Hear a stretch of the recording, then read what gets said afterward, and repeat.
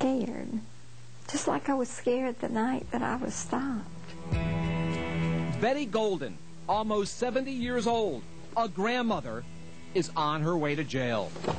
Her nightmare began on this lonely road in Centerville, Georgia, as she was driving home late at night from the supermarket. She saw blue lights flashing behind her and heard a siren. She says she wasn't sure it was the real police.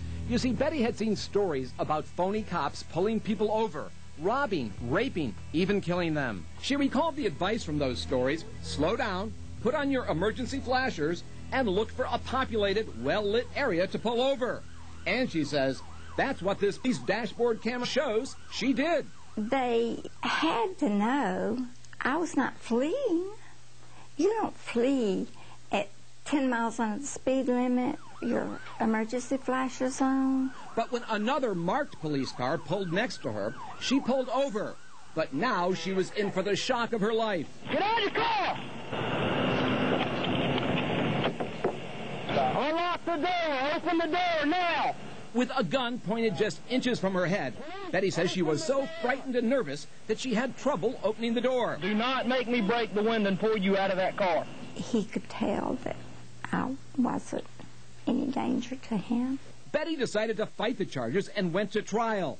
And believe it or not, she was convicted of fleeing and interference with a police officer because she didn't open the car door fast enough. But incredibly, she was found not guilty of the original charge of failure to maintain a lane. Have you ever been arrested before? No. Ever got a ticket even? No. No tickets. No citations. Betty's mugshot and fingerprints were taken, and she was sentenced to 10 days in jail and 1 year probation. I will have a police record to leave with my grandchildren. And maybe nobody else would really understand that, except a grandmother.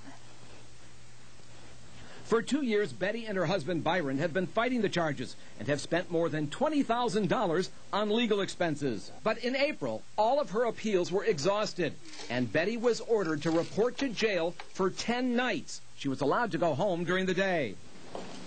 We were with her as she left her home for the 7-mile drive to the jail, right past the spot where she'd been arrested. Hopefully the beginning of the end, huh? Betty entered the sheriff's office to start her sentence. I wonder so often, how did it get so out of control?